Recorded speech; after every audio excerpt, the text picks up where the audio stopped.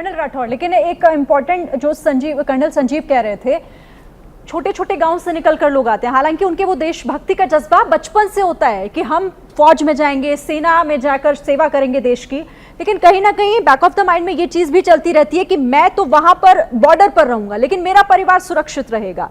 फिर 4 साल में यही शायद एक इनसिक्योरिटी है जो इन लोगों के मन में आ रही है कि कैसे 4 साल बाद क्या होगा।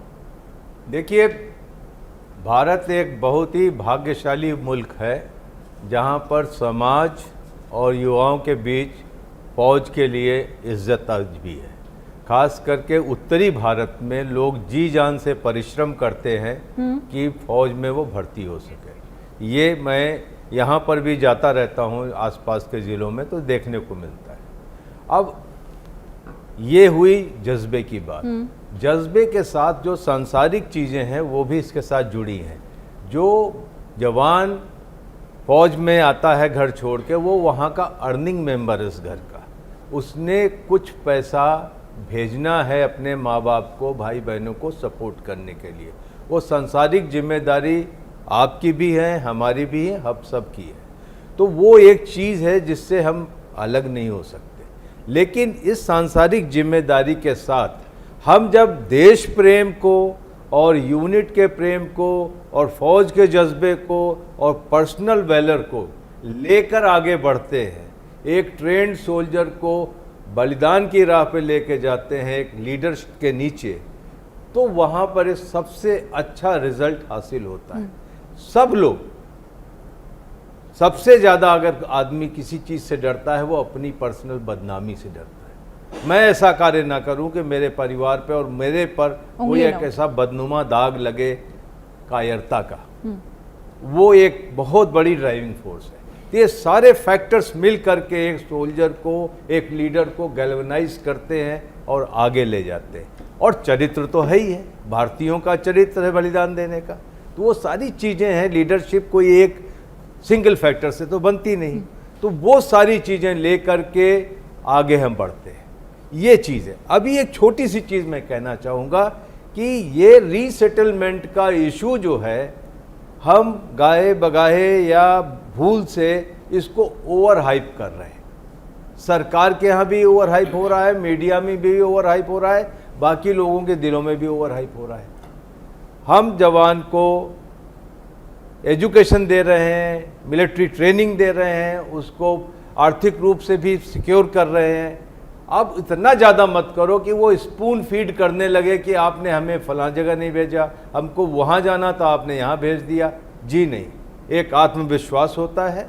एक 24 साल का लड़का अगर बाहर निकलता है तो मैं समझता हूँ कि वो अपना रास्ता ढूंढ सकता है, लेकिन एक हद तक ऑर्गेनाइजेशन उसका सपोर्ट करेगा, अच्छी बात है। लेकिन ऐसा नहीं होना चाहिए कि वो स्पून फेड चाइल्ड की तरह बाहर आके दिग्भ्रमित हो कि मुझे पूरे ऑर्गेनाइजेशन ने अकेला छोड़ दिया 4 साल के बाद। वैसा होगा नहीं। ठीक है, मैं एक क्लैरिटी ले लूं। कर्नल संजीव, आप इससे पहले कह रहे थे कि यूनिट का भी ख्याल रखना होता है, एज अ लीडर अपनी टीम के तमाम सदस्यों का ख्याल रखना होता है। तो जिस इनसिक्योरिटी की बात कर्नल राठौर कर रहे हैं, शायद यही वो होगी। आपको लगता है कि इस योजना के बाद जो भर्ती होंगे उनके मन में तमाम ये सवाल चलते रहेंगे, चाहे वो भले ही बॉर्डर पर क्यों ना हो? जी मैडम, देखिए, ख्याल तो हमेशा हमारे को 4 साल तो मेरे सिक्योर हो गए, 4 साल के बाद क्या? वो जो सवाल है मेरा टू रेस्ट जिस दिन हो जाएगा, आई एम एट पीस। क्या मैं वापस आर्मी में कंटिन्यू करूंगा? Very good. क्या मैं नहीं कर पाऊंगा क्योंकि 75% is going to go out? Government ने बहुत क्लियरली कह दिया। ये तो नहीं कहा ना कि हम अच्छे लोगों को रिटेन करेंगे, जो अच्छे नहीं होंगे उसको नहीं करेंगे। उन्होंने बहुत क्लियरली फिगर दे दी है। आपके पास अब आंकड़े आ गए कि ये 44,000 हम भर्ती कर रहे हैं इस साल, उसके अंदर 25% सिर्फ हम रिटेन करेंगे 4 साल के बाद। तो जो 4 साल के बाद जो 44,000 का जो बनेगा, तकरीबन 10,000 लोग रिटेन होंगे। सो नियरली 30,000 प्लस पीपल आप इनको फौज से एग्जिट कर दोगे। वो कहाँ जाएंगे? वो 30,000 के दिमाग में क्या चल रहा है कि मैं कहाँ जाऊंगा? तो मैं आ तो रहा हूँ, 4 ईयर सिक्योर कर लिया मैंने, मेरी फैमिली भी सिक्योर हो गई, बट उसके बाद क्या? सो जब तक ये पॉइंट रेस्ट नहीं होगा यूथ के दिमाग के अंदर, he will be on the street, और वही हो रहा है। आप ये रेस्ट कर दो, आई एम 100% श्योर ये सारे के सारे आज वापस चले जाएंगे and they will be standing in line for enrolment in Agniveer. ठीक है, जनरल सिंह कुछ कहना चाह रहे हैं इस पर? हाँ जी, जो कर्नल राठौर भी कह रहे थे मैं उसको कैरी फॉरवर्ड करना चाहता था। चंद एक पॉइंट उसका मैं बोलना चाहता हूँ।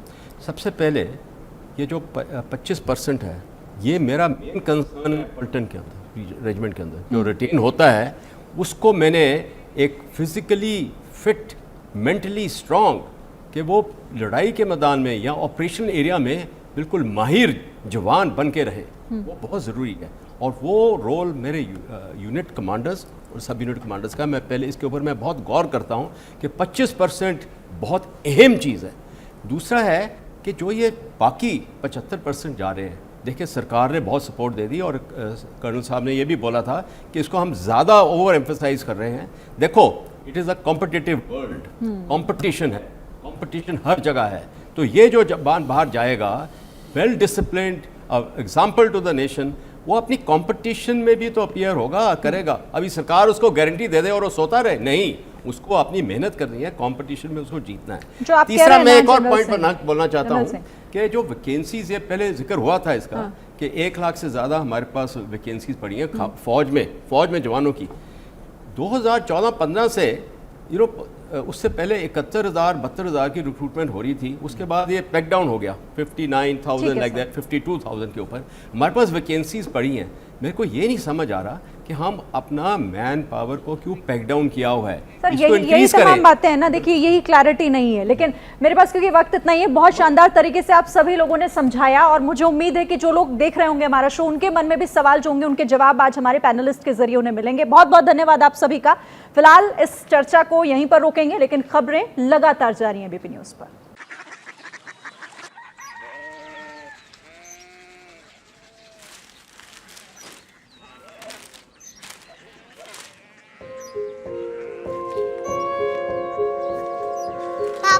बाबा, कोरिया सिटी जानी ना?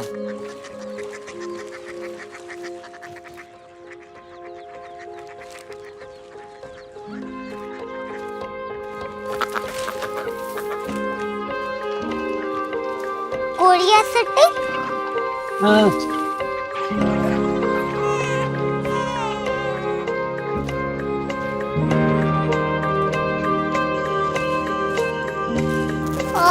कोरिया सिटी कहाँ पे है?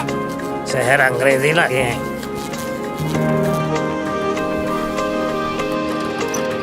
Korea city.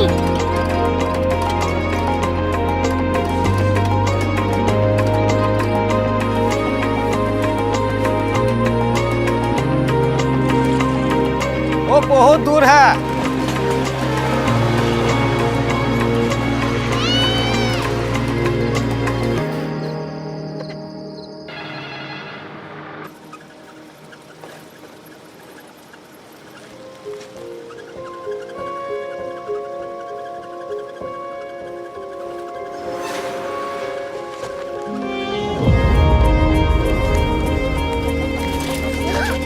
Korea city.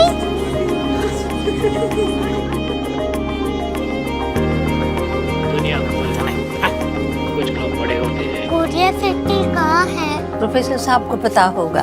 हो, ये छोटा वाला ग्लोब लगता है और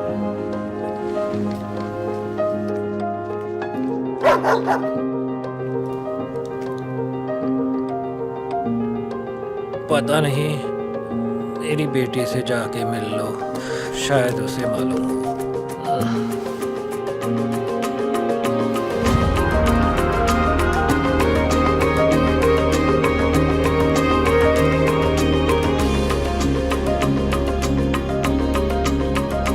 हाय,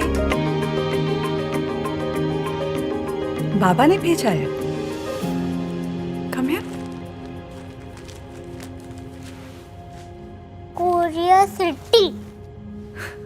कोरिया सिटी नहीं, क्यूरियोसिटी। वो क्या? That's what brought you here. जो तुम्हें यहाँ तक ले आया। क्यूरियोसिटी।